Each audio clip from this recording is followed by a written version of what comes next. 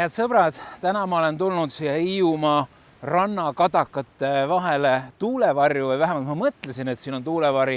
Tegelikult tuul räsib neid kadakaid ka siin päris mõnusasti ja võib juhtuda, et tuulekohin on mõne koha peal väljem kui minu jutt, nii et andke mulle andeks siis. Kevad on võitlemas talvega või talv on võitlemas kevadega veel viimaseid jõupingutusi kokku võttes. Eelmisel nädalal oli just Ida-Eestis korralik talveilm, oli maha sadanud paks lumi ja oli korralik lumetuisk. Meil Hiiumaal õnneks midagi sellist ei olnud, aga tuul puhub hirmsasti. Ja eks ta on sellised viimased pingutused talvel, ega ei taha ju oma rolli või osa käest ära anda, aga hea on teada, et kevad tuleb alati, ükskõik kui palju talv ka selle vastu võitleks. Täna on kirikukalendris kantate pühapäev ja selliseks teema kirjakohaks on 98. psalmi esimene salm, mis ütleb, et laulge issandale uus laul, sest tema on teinud imetegusid. Ma loodan ja usun, et sina saad ka tänasel hommikul või millal iganes sa oled seda virtuaalteenistust vaatamas, oma elu peale vaadates leida midagi, mille pärast tänulaulu laulda, kiituslaulu laulda Jumalale, uut laulu. Tänasel teenistusel laulab meile uut laulu Aleksandra, algussõna jagab meile Ross Gartner. Nii hea meel on, et sa oled täna koos meiega. Me alustame tänast teenistust issand Jeesuse Kristuse nimel.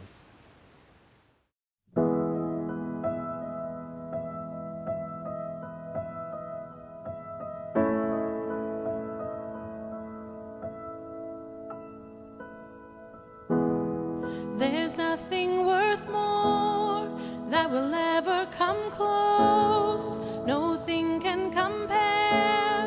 You're our living hope. Your presence, Lord. I've tasted and seen of the sweetest of loves, where my heart becomes free and my shame is undone. Your presence, Lord. Holy Spirit, you are welcome here. Come flood this place and fill the atmosphere. Your glory, God, is what our hearts long for, to be overcome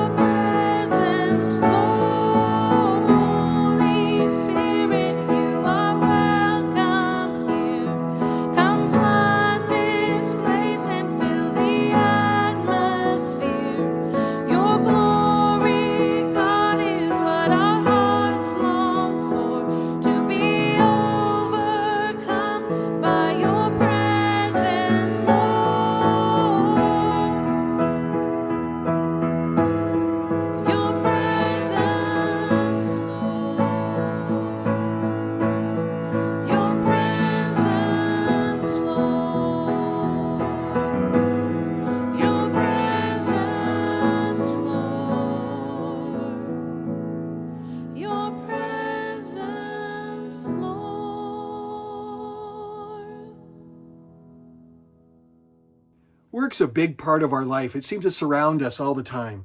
There's always something that needs to be built, developed, repaired, or completed. It's been 4 years since I stepped down from full-time pastoral ministry.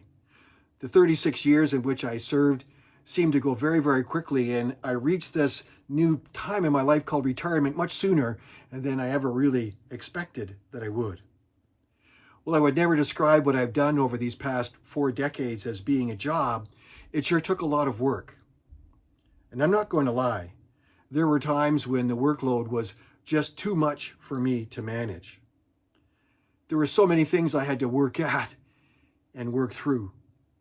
I often had to lay the groundwork, and in many cases do what some would regard as the dirty work, in order to promote and develop good, solid teamwork amongst our leadership. Much of what got done had to remain a work in progress, so that when unforeseen circumstances would arise in the future, and they did, we would have the ability to work around them or work through them. Work. Much of our life is spent at work, doing work. And just because I'm no longer being paid to work doesn't mean that work doesn't regularly land at my feet. But I have to admit, none of us are actually looking for more work, that is, more jobs to do. Now, Jesus said something very interesting about work, or works to be more specific, in John 14. He said this, "I tell you the truth, anyone who believes in me will do the same works I have done, and even greater works, because I am going to be with the Father." Now, I've heard of all kinds of work in my life. There's busy work, footwork, charity work. There's even a body of work. And even when we encounter those more difficult interpersonal situations, we can also talk about that piece of work. But greater works? Greater works? This is a Jesus original. It sounds rather exciting. Who wouldn't want to be doing greater works than Jesus? Now, at the time that Jesus had said this, he had done some pretty miraculous stuff. Turned water into wine, healed a man paralyzed after 38 years, fed 5,000 hungry people, walked on the water, restored sight to a blind man,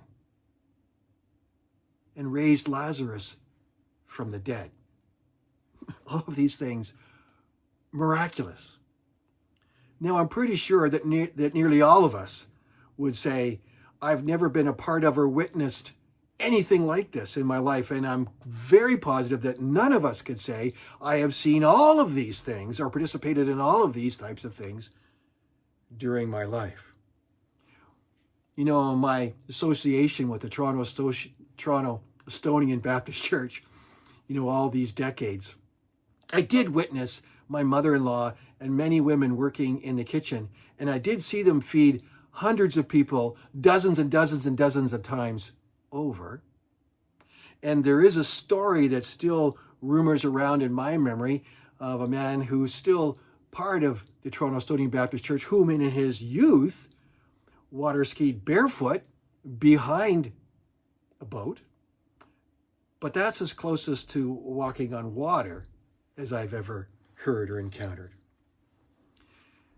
But the miracles that Jesus performed, although it made the individuals' lives better, that was not his sole purpose for acting. It was part of it, but it was not the sole purpose for doing what he did. He performed these miracles so that the miracles would give testimony that his words were true and they were powerful and life-changing. He did it because it would fulfill Scripture, that the one who was to come was here.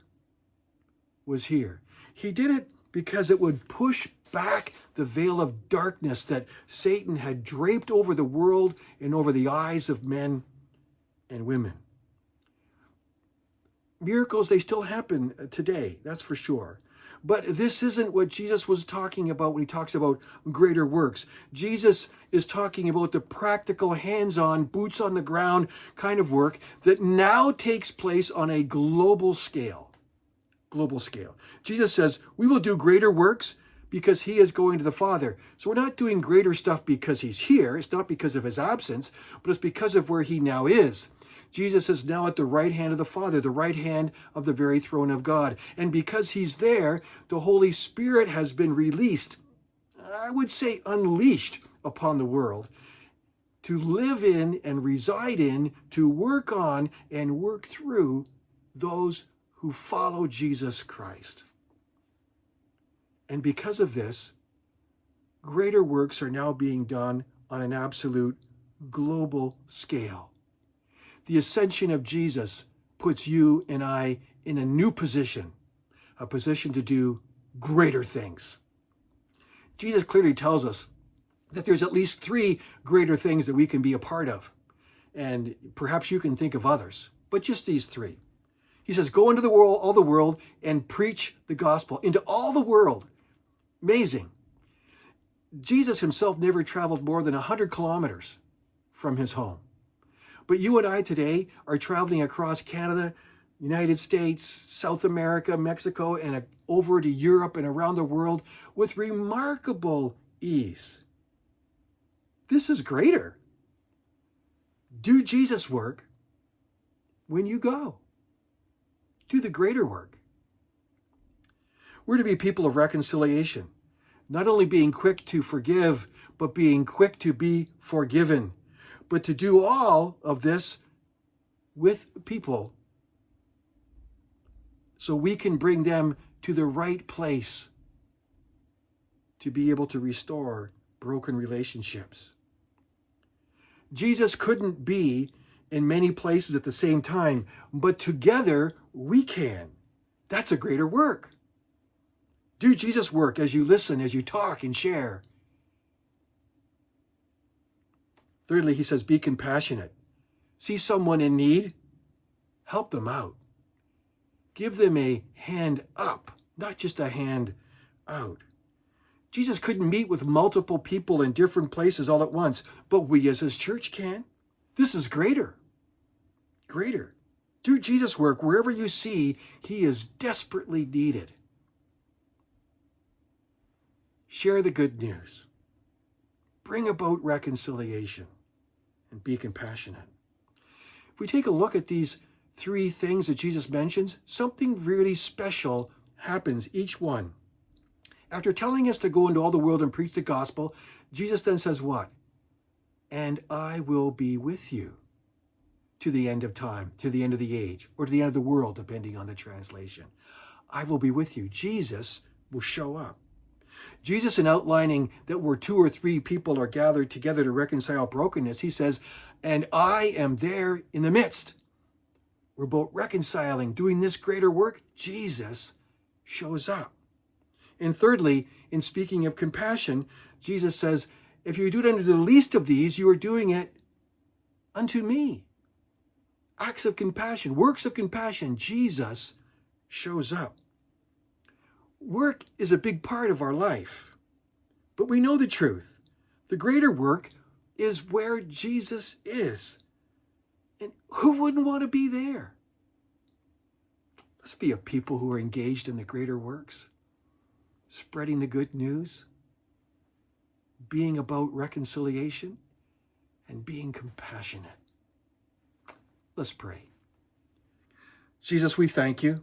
We thank you for the ultimate work you did when you not only endured, but overcame the cross.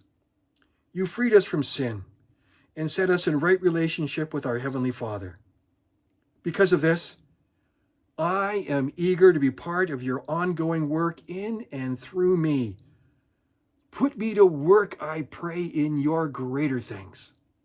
In your name we pray. Amen. And amen. God be with you.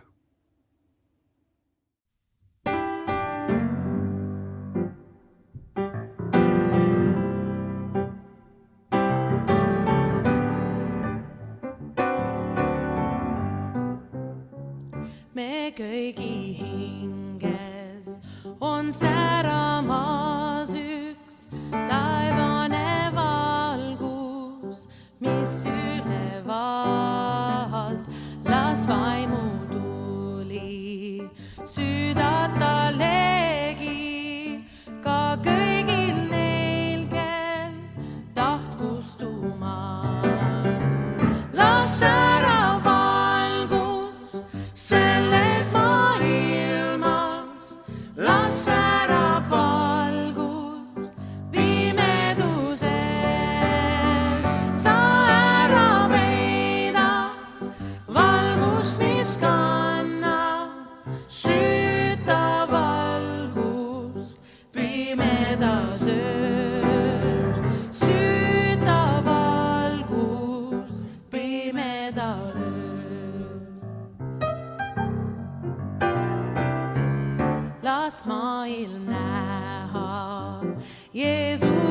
valgust, las maailm näha ta armastust, las vaimu tuli süüdata legi ka kõigil neil, kel taht kustuma.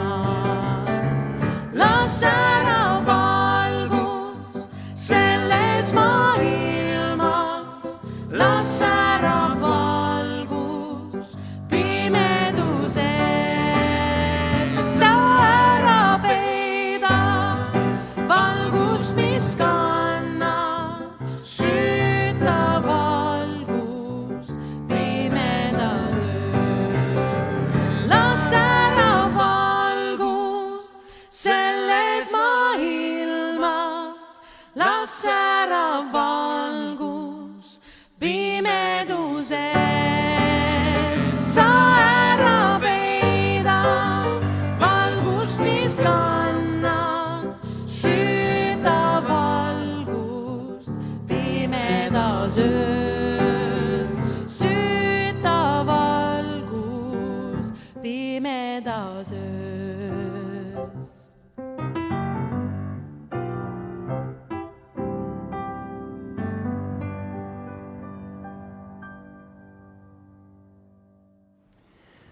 Ühel varahommikul, kui olin istunud arvuti taha, et hakata valmistama tänaseks jutluseks, tõusis mu seest üks mõte või hääl, et loe tänast kirja kohta Eesti Evangeeliumi Kristlaste Baptistide Koguduste Liidu palvekalendrist. Ma ei ole selle regulaarne lugeja ja kuna mul see äpp on telefonis, siis võtsin telefoni, otsisin selle päeva kirjakoha ja lugesin algusest lõpuni.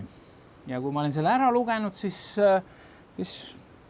endamisi ütlesin, et okei, et see on nüüd tehtud, et ma hakkan nüüd valmistama tänast jutlust. Ma ei seostanud seda kirja kohta kuidagi sellega, mis ma olin plaanimas valmistada. Nimelt teemaks tänasel jutlusel on uus leping.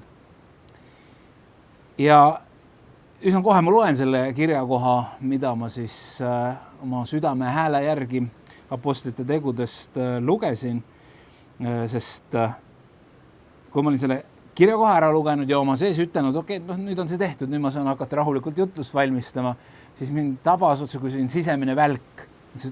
Aga see ongi see, sest miks ma kohe sellega ära ei seostanud, sest mul olid omad kirjakohad juba mõttes valmis. Ma teadsin, et need on need, millele ma tänase jutluse üles ehitan. Aga ma loen apostlite teod 11. peatükk ja loen sealt esimesed 18 salmi. Aga apostlid ja vennad, kes elasid mööda Juudamaad laiali, said kuulda, et ka paganad olid Jumala sõna vastu võtnud. Kui nüüd Peetrus tuli üles Jeruusalemma, riidlesid ümber lõigatud temaga. Sina oled astunud sisse ümber lõikamata meeste juurde ja söönud koos nendega. Ja siis Peetrus hakkas rääkima ja seletas neile järgemööda kõik. Mina olin Joppe linnas palvetamas ja nägin nagu endast ära olles nägemuse.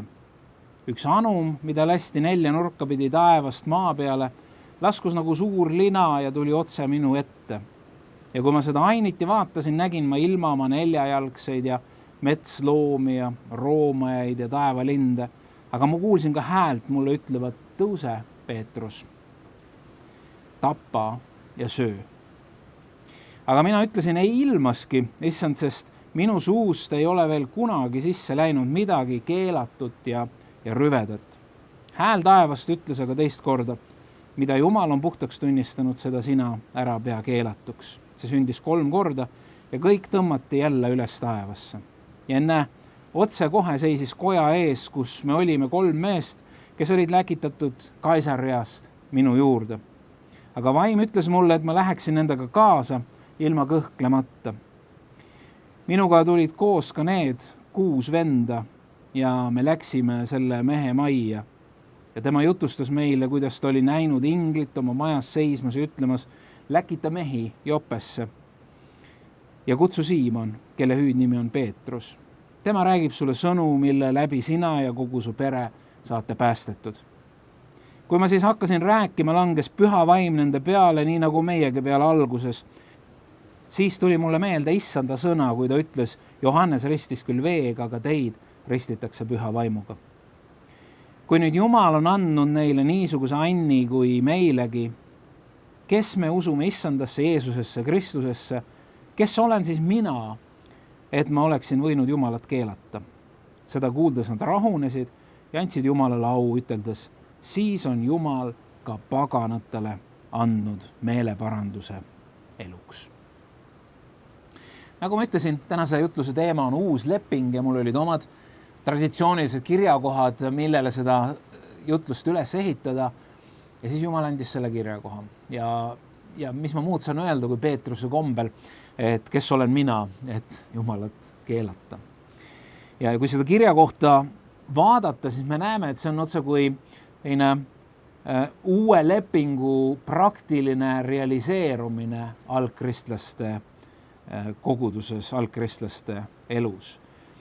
Ja isegi kui see tolleaegsetele kristlastel oli midagi nii uut, et seda oli väga-väga keeruline vastu võtta, see sai tulla vaid läbi ilmutuse, nagu Peetrus ütles, et 3-kordse ilmutuse ja siis veel omakorda kinnitused sinna juurde või märgid.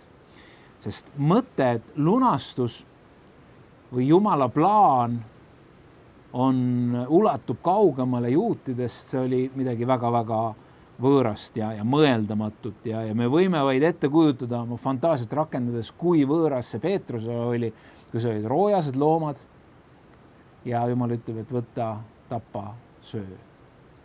On üles kasvanud generatsiooni järel, et see on midagi, mida ei tohi teha, see on midagi, mis on Jumalale vastu võetamatu.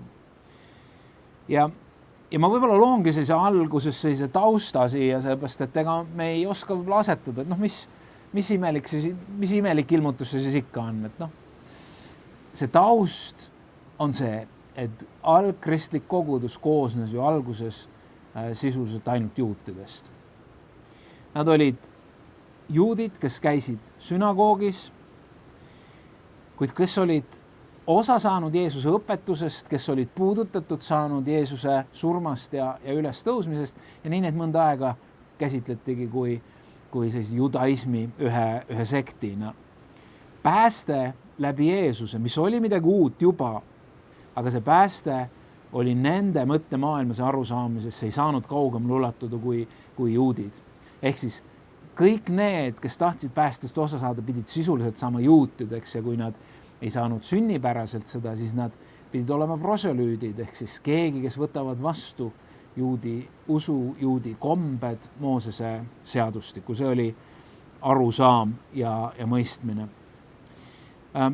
Pärast Peetruse nägemust see asi hakkas muutuma, sest hakati kuulutama evangeeliumi ka paganatele ja paganate arv hakkas kasvama, kui juba tempel Jeruusalemmas hävitati ja Jeruusalemm roomlaste poolt, siis juba oli paganate osakaal suurem, kuni ühel hetkel see lõhe judaismi ehk juutide ja kristluse vahel läks väga suureks ja kristlus sai siis universaalseks religiooniks, mitte enam etniliseks või rahvuse põhiseks.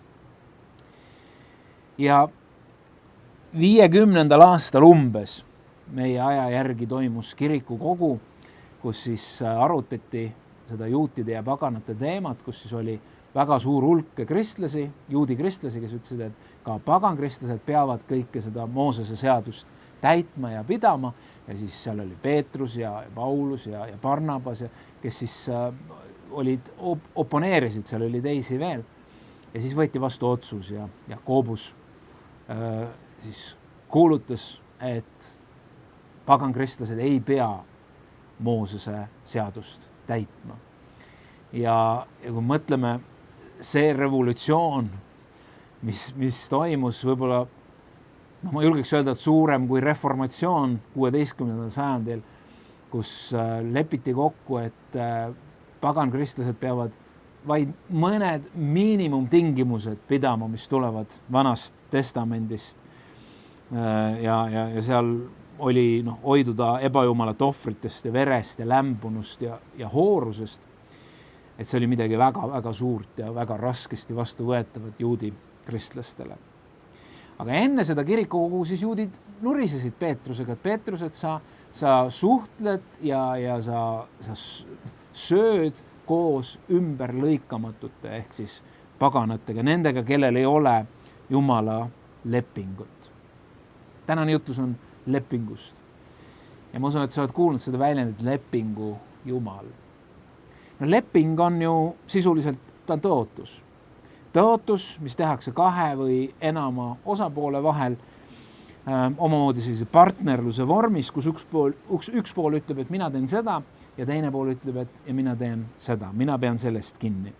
Ja mõlemad pooled tulevad kokku, et saavutada siis ühine eesmärk. Ja kui siis paralleele tuua, siis ilmselt kõige selgem paralleel on abielu. Abielu leping. Pühakirjast me näeme Jumalat, kes sõlmib inimestega lepinguid. Vanast testamendist me võime vähemalt 4 korda näha, kus Jumal teeb inimestega lepingu. See on Noaga leping. Kohe pärast seda, kui Noa laevast välja tuleb, Jumal teeb Abrahamiga lepingu või Abramiga ja uuendab seda mitmel korral. Jumal sõlmib lepingu Iisraeli rahvaga pärast Egiptusest väljumist Siinai mäe juures 10 käsku. Ja samuti teeb Jumal lepingu näiteks ka kuningas Taavetiga, millest on juttu 2. Samueli raamatus. Ja kõik need lepingud on Jumala moodused või viisid, kuidas ta siis tegutseb selle nimel, et kujundada oma rahvast, oma lepingu rahvast. Kujundada inimesi, kes on temaga lepingulises suhtes. Ja kõik see oli seotud juutidega, kelle Jumal siis valis otse kui mudelrahvaks, kuid rääkides siis uuest lepingust, siis uus leping on midagi, mis on avatud, mis on mõeldud kõigile rahvastele, igale inimesele ja seeläbi ka sinule ja minule. Ja me võime küsida, et miks Jumal vajab lepingut?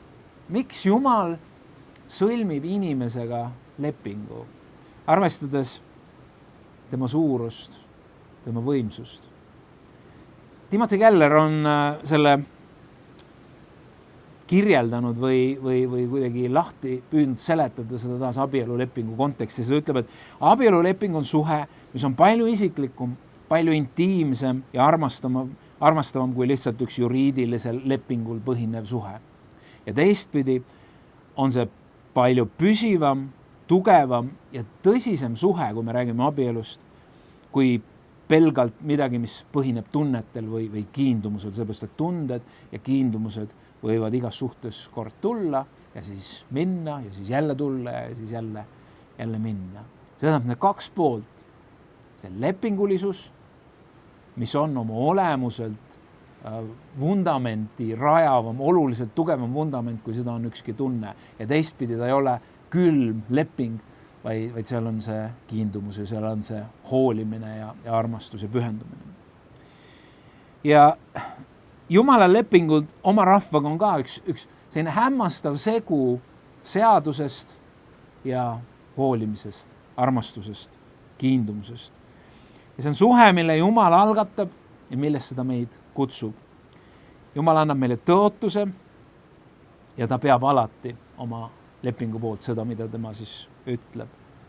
Ja kui me loeme pühakirja, siis me näeme, et ei lähe väga kaua aega, kui inimene oma lepingu tingimusi või kohustusi jätab täitmata või rikub neid. Ja nüüd tuleb nii-öelda ajalookaardile või inimese ja Jumala lookaardile see uus leping. Et miks Jumal loob uue lepingu? Vana lepingu all me mõistame siis suuresti Moosese lepingut. Kas Jumal loob uue lepingu sellepärast, et ta ei oska häid lepinguid teha? Et probleem on nagu Jumalas?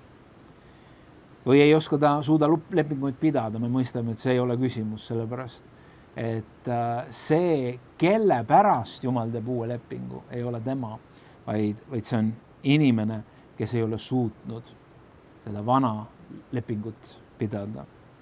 Ja ta annab ühe uue, väga erilise ja armurikka võimaluse meil olla lepingulises suhtes temaga, isegi siis, kui me oleme süsteemselt lati alt läbi jooksnud või süsteemselt seda latti maha ajanud, süsteemselt rikkunud seda suhet, seda lepingulist suhet.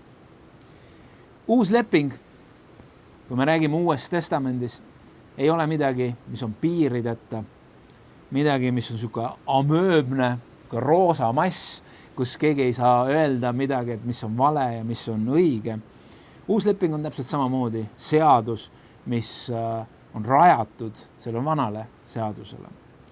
Sellel on omad piirid, seal on oma lepingu poolte kohustused, aga selle lepingu olemus ja värv on halastus ja armastus. See on selline taas üks seaduse ja halastuse või armastuse sümbioos. Ja mõista tuleb seda, et lepingu osapooled ei ole kaugeltki mitte võrdsed. Me räägime kõikvõimsast Jumalast, kes on suveräänne, kes võiks teha ükskõik mida. Jah, tema olemus seab talle piirid, aga põhimõtteliselt ta võiks teha ükskõik mida. Ka meiega. Ja see, mida ta otsustab teha meiega, on ta teeb lepingu meiega. Ta ütleb, et ma pean sellest nii, ma tahan, et teie elus tuleks esile siia, ma loon selle keskkonna, hoia sina ka sellest lepingust kinni. Hoia otse kui minu käest kinni ja sa oled õnnistatud ja sa oled võitja. Meie probleemid seoses Jumalaga tekivad sageli seoses sellega, et me võtame Jumalat väga ühemõõtmeliselt või tasapinnaliselt. Mõni näeb temas sellist kurja seadusandjat, kes siis loob seaduse ja otsib võimalust, et rikkujaid karistada. Jah, Jumal loob seaduse ja seaduse rikkumisele on ka omad tagajärjed, aga Jumal on midagi palju rohkemat. Ja nüüd teine pool näeb Jumalat kui sellise sõbraliku vanaisana või jõuluvanana, kes siis kõigest sõltumata, ükskõik mida me teeme, meid õnnistab ja õnnistab ka igavikulises mõttes, sest on neid õpetusi, mis ütlevad, et Jumal armastab meid nii palju, et me kõik saame taevasse, sõltumata sellest, milliseid valikuid me teeme. Aga reaalsus on see, et Jumalasse mahub kuidagi üheaegselt nii õiglus, seaduslikkus, täpsus, nõudlikkus ja samal ajal hämmastav armastus. Ta on sama palju seadus kui armastus ja sama palju armastus kui seadus. Ta ei ole ühemõõtmeline. Küsimus ei ole selles, kas Jumal on armastus või kas Jumal on seadus. Ta on mõlemad korraga. Aga ikkagi, miks siis Jumal teeb meiega lepinguid, kui temal tegelikult seda ju vaja ei oleks? Ja nii me jõuame jällegi maise kõige lähedasema ja täiuslikuma suhtena ja see on abielu. Miks me teeme lepingu altari ees? See ei ole ju, ma loodan vähemalt enamus abiellute jaoks lihtsalt ilus komme, põhjus, ilusad riided selga panna. Kas me teeme selle lepingu selleks, et valitseda teist poolt, kontrollida? Ma usun, et ei. Vaid me sõlmime selle lepingu selleks, et luua üks usalduse ruum armastusele ja suhtele, ustavale suhtele. Ja Jumal tahab olla meiega suhtes, et me kogeksime tema armastuse täiust. Ja selleks ta loob selle ruumi, selle lepingulise suhte. Kas meil on meil on mingit osa selles suhte kujunemises või selle suhte arengus? See on umbes sama, kui me küsime abielu kontekstis, kas naisel on mingisugust rolli suhte toimimises, et kas ei piisa siis sellest, et mees armastab teda ja imetleb teda ja austab teda ja tema lihtsalt on ilus. Me saame aru, et see ei toimi niimoodi ja täpselt samamoodi ei piisa sellest, et mees mõtleb, et suhe toimibki sellele, et naine armastab mind ja austab mind ja mina siis teen ükskõik mida ja elan ükskõik kuidas. Ükski abielu ei toimi selliselt. Ja seega me mõistame, et meil on vastutus selle Jumala loodud raamistiku ehk selle lepingu sees. Seadus ei ole tühistatud. Vana testamendi seadus ei ole tühistatud Uue testamendiga, vaid Jeesus ütles, ma ei tulnud tühistama, ma tulin täitma. Ehk siis Kristus täitis selle seaduse. Ja selles ebavõrdses partnerluses, kus üks pool on üdini püha, kõikvõimas, suveräänne ja armastav ja teine pool on eksiv, lepingut rikkuv, isegi oma parimat püüdes, siis on vaja seal ühte vahemeest. Keegi, kes ühendab need kaks nii erinevat poolt ja me mõistame, et selleks vahemeheks on Jeesus Kristus, kes on lepitanud meie patud ja on täitnud selle seaduse, mida meie ei ole suutnud täita ja kelle kaudu meie oleme õiged Jumala ees. Ja kui sa oled kogenud seda ja kui sa elad sellest, siis saad öelda tänu Jumalale selle eest, tänu Jeesus sulle selle eest. Ja nii me võime öelda, et uuel lepingul on nimi ja selleks nimeks on Jeesus. Vanal lepingul oli ka nimi, selleks lepingu nimeks oli Mooses. Jeesuse ja kirjandusjate vahel tekkis ikka see arutelu ja vaidlus selles osas, et variserid ja kirjatundjad ehk tõelised juudid ütlesid, et meie isa on Mooses. Meie seadus, mida me peame, on Moosese seadus. Ja kui nad tõid abielu rikkumiselt tabatud naise Jeesuse ette, siis nad ütlesid ka, et Mooses on seaduses käskinud niisugused kividega surnuks visata. Mida sina nüüd ütled? Ja ma usun, kui sa piiblit tunned, sa tead, mis ta ütles. Mooses oli seadusandja. Tegelikult küll seaduse vahendaja. Jumal andis selle seaduse. Jeesus ei toonud uut seadust. See, kui Jeesus ütles, et kui ta käest küsiti, mis on tähtsamad käsud, ja kui ta ütles, et 2 käsku, et armasta Issandat oma Jumalat kogu oma südamega ja kogu oma hingega ja kogu oma mõistusega, et see ongi suurim ja esimene käsk. Ja teine on selle sarnane armastama ligimest nagu iseennast. Neis 2 käsus on koos kogu seadus ja prohvetid. Et see ei olnud Vana testamendi seaduse kuidagi vähendamine või tühistamine. See ei olnud see, et need 2 seadust, need 2 käsku ja muu pole oluline. Vaid Jeesus, kui sa panid tähele, ütles, et selles on kõik kokku võetud. See nendes 2 käsus sisaldub ka kõik see Vana testamendi seadus. Ja kui sa hakkad vaatama seda seadust, Moosese 10 käsku, sa näed, et seal on asjad, mis puudutavad Jumala armastamist ja asjad, mis puudutavad inimeste armastamist. Ja kui sa armastad Jumalat, siis sa pead neid käske ja kui sa armastad inimesi, siis sa pead neid käske. Et see on nii, nagu väljendas Augustinus. Armasta ja tee, mida sa tahad. Armasta ja tee, mida sa tahad. Võib-olla mõned on tõlgendanud seda niimoodi, et ma teen, mida tahan. Peaasi, et ma ikka armastan ka. Aga see on midagi palju rohkem, et see, mida Augustinus ütleb ja see, mida Jeesus ütleb, on tegelikult see, et kui sa armastad Jumalat, kui sa armastad inimesi, see määrab sinu valikud. Siis sa ei riku, siis sa ei lõhu, siis sa ei ole ülekohtune, siis sa ei tee haiget. Kui sa armastad, see määrab sinu valikud. Aga mille poolest on siis see uus leping või see uus seadus praktiliselt erinev sellest vanast? Lisaks sellele, et see on avatud paganatele ehk sinule ja minule. Kuula, mida Jumal annab prohvetlikult Jeremiale teada uue lepingu kohta. Jeremia 31. Vaata, päevad tulevad, ütleb Issand, mil ma teen Iisraeli sooga ja Juuda sooga uue lepingu. Mitte selle lepingu sarnase, mille ma tegin nende vanematega sel päeval, kui ma võtsin nad kättpidi, et viia nad välja Egiptuse maalt. Selle mu lepingu nad murdsid, kuigi ma olin võtnud nad enese omaks, ütleb Issand. Leping, mille ma teen Iisraeli sooga pärast neid päevi, ütleb Issand, on niisugune. Ma panen nende sisse oma seaduse ja kirjutan selle neile südamesse. Siis ma olen neile Jumalaks ja nemad on mulle rahvaks.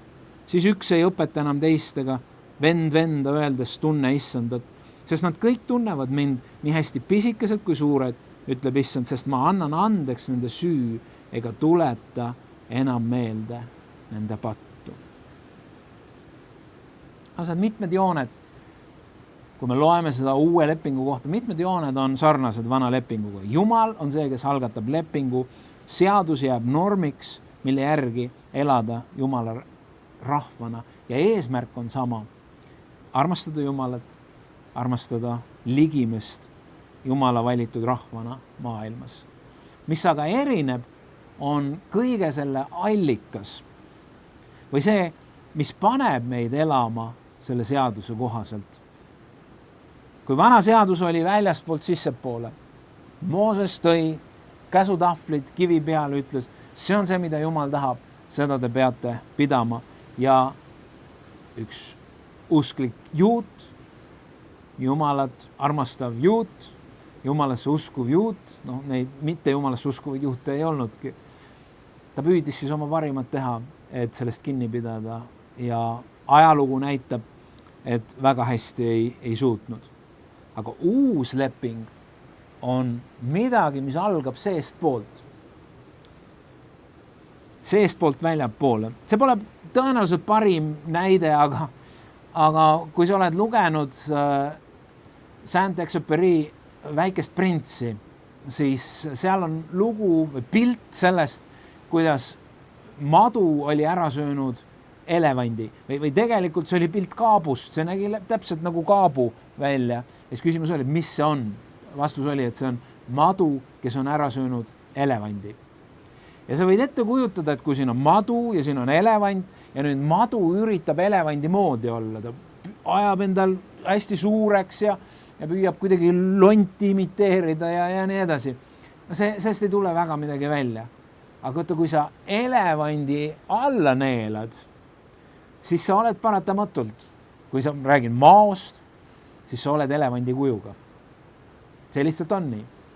Ja piltlikult mõttes, kui see seadus on sinust väljaspool, siis sa võid püüda ja mingi maani see õnnestub, aga mitte lõpuni. Aga kui sa Jeesuse, kes on ju kõige selle kese ja allikas, kui see Jeesus otseses mõttes alla neelad ja tema muutub sinu südameks, siis sa muutud Jeesuse kujuliseks. Nii nagu madu muutub elevandi kujuliseks, kui ta elevandi alla neelab. Mõistad sa? Loomulikult, see on primitiivne pilt ja ma ei ole näinud inimest, kes siis on Jeesuse vastu võtnud oma ellu või ristimisest läbi läinud ja oleks momentaalselt kuidagi täiesti teistsugune. Ma tean, kui inimesed on tunnistanud, et nad on hakanud värve nägema ja nad kogevad midagi, mida nad pole varem kogenud. Aga tegelikult see reaalsus on see, et kui me Jeesus oma ellu vastu võtame, siis jah, me ei muutu kohe tema näoliseks 100%, vaid me oleme ikkagi see suur kivikamakas, millest skulptor hakkab seda meistriteost välja raiuma. Me oleme seal olemas selles kivikujus. See Jeesuse olemus on meie sellises tahumatus olemuses olemas, aga seda on vaja välja tooma hakata ja see on nüüd see töö koos püha vaimuga. See, mis juhtub sellel hetkel, kui inimene saab päästetud, mõne jaoks vabakogudusest me oleme harjunud, see on päästepalve. Ütleb, Jeesus, tule minu ellu, tule minu südamesse elama.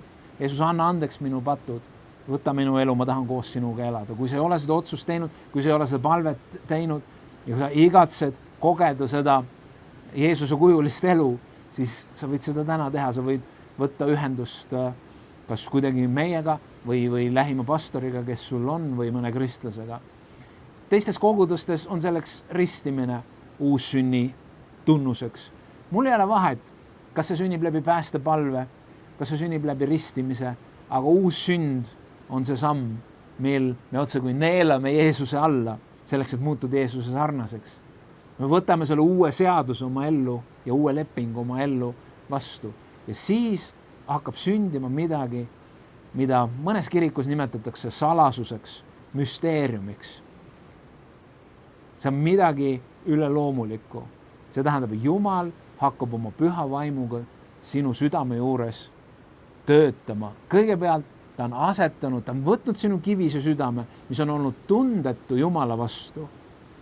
Mis ei kuule, mis ei näe, mis ei tunne, vaimseid reaalsusi ja vaimulikke reaalsusi. Ja ta on võtnud selle kivise südame ja asendab selle lihase südamega.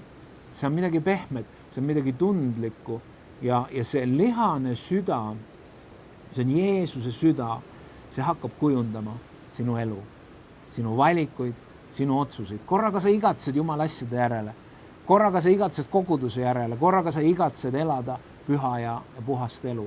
See on see, mida teeb uus seadus, uus leping Jeesuse Kristuse kaudu, kui me selle oma ellu vastu võtame.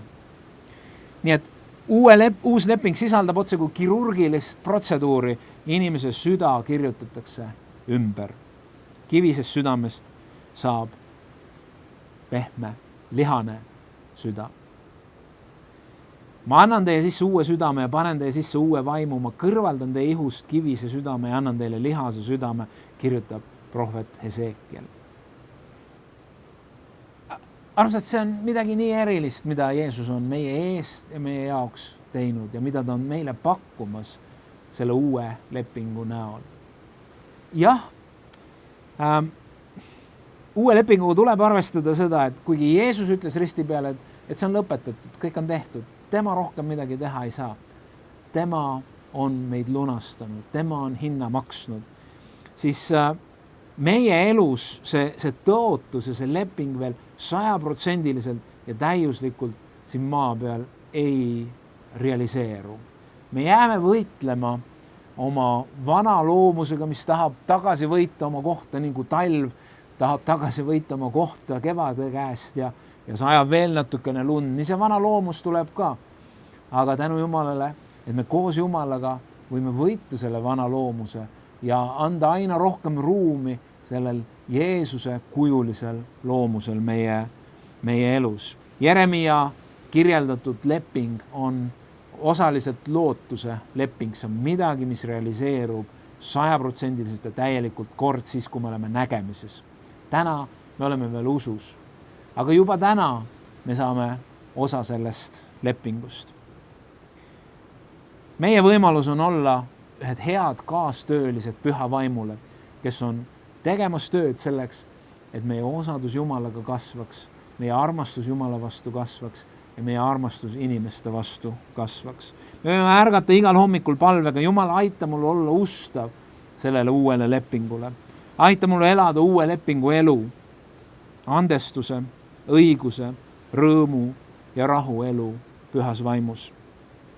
Aita mul kustutada kõik vaenlased ulised nooled, mis tahavad röövida minu rõõmu ja rahu ja julgust, mis mul on Jeesuse Kristuse täiuslikus ohvris. Jumal, aita, et ma ei elaks grammikestki ega sentimeetritki madalamat ega väiksemat elu kui see, mille jaoks sa saatsid oma poja ristipuu peale. Jumal, aita mind selles.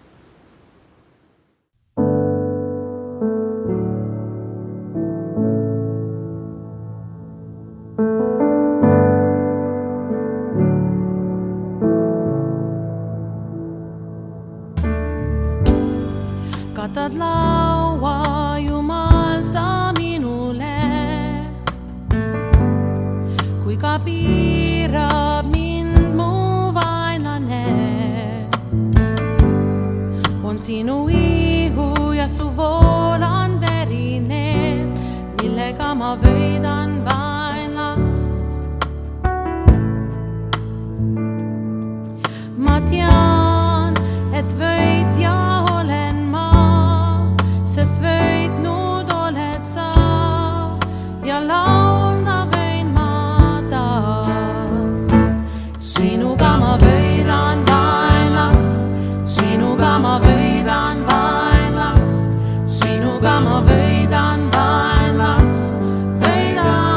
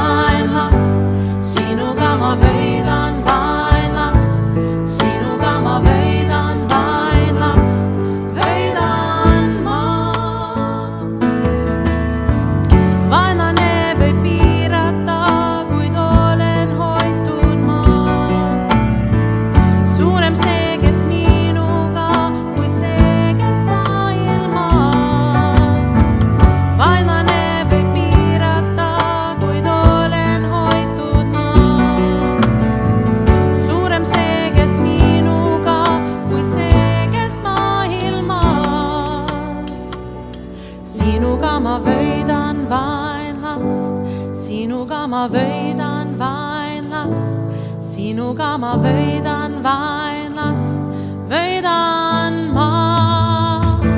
Sinuga ma võidan vaenlast, sinuga ma võidan vaenlast, sinuga ma võidan vaenlast, võidan ma.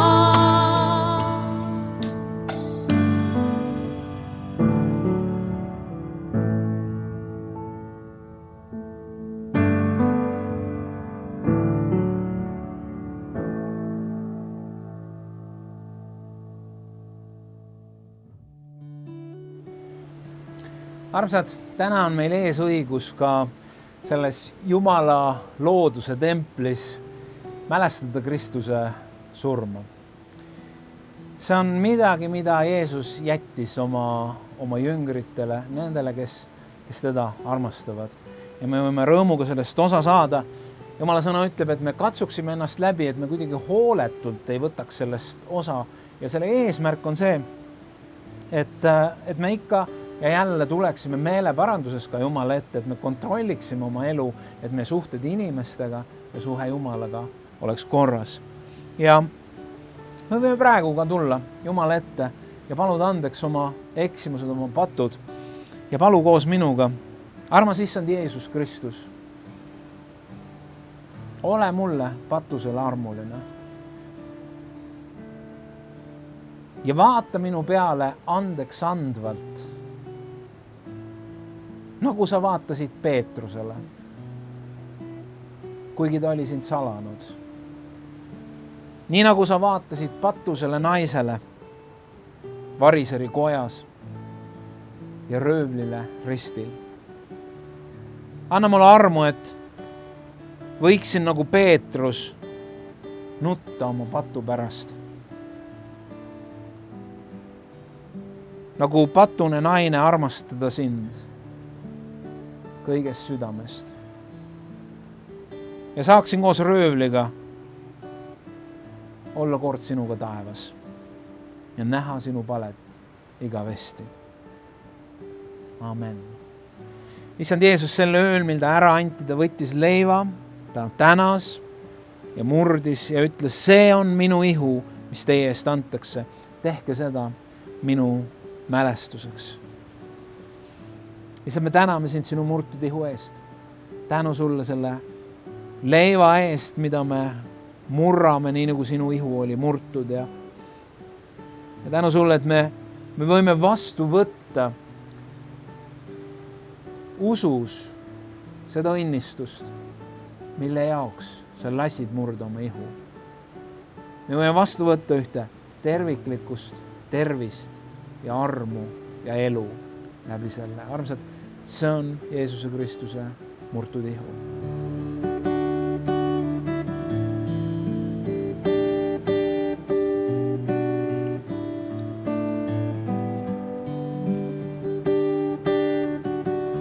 See samal kombel võttis Jeesus ka karika. Pärast õhtu söömaega ütles, see karikas on uus leping minu veres. Nii sagedasti, kui te sellest joote, tehke seda minu mälestuseks, sest iga kord, kui te seda leiba sööte ja karikast joote, kuulutate te issanda surma, kuni tema tuleb. Lihtsalt tänu sulle uue lepingu eest. Uue lepingu, mille sa oled kinkinud Jeesuse veres. Ja me võtame vastu seda uue lepingu väge, me võtame vastu seda uue lepingu armu ja elu. Armsad, see on Jeesuse Kristuse valatud veri sinu ja minu eest.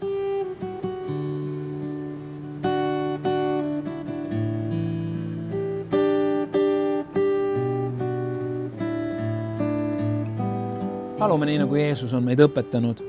Meie Isa, kes sa oled taevas, pühitsetud olgu sinu nimi.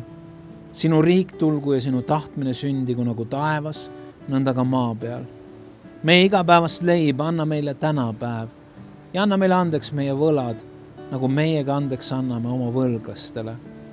Ja ära saada meid kiusatusse, vaid päästa meid ära kurjast, sest sinu päralt on riik ja vägi ja au igavesti. Amen. Amen. Aitäh, armsad, et olite täna koos meiega. Aitäh Rossile ja Aleksandrile kaasa teenimast. Võtame vastu õnnistussõnad veel järgmisel nädalal, kui kohtume, siis on emadepäev. Issand, õnnistagu sind ja hoidku sind. Issand, lasku oma pale paista sinu peale, olgu sulle armuline. Issand, tõstku oma pale üle sinu ja andku sulle rahu Isa, Poja ja Püha Võimu nimel. Amen.